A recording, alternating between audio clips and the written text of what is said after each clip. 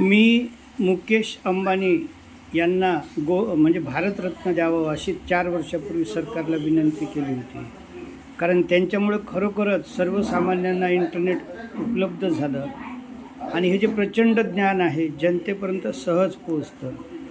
आता इथे मी जेवढेही विचार सांगत आहो ते हे तरुण पिढी याच्यामध्ये यूट्यूब चॅनल दिलेले आहेत, फोन नंबर दिलेले आहेत, नंतर कॉल टू डायरेक्ट आपलं जे हेल्प मित्र लोक आहेत फोन करून त्यांचं मार्गदर्शन घेऊ शकतात आणि अडीअडचणला सुखदुःखाला त्यातून कसं सावरता येईल या हेतूनं हे पोस्टर बनवलेलं आहे.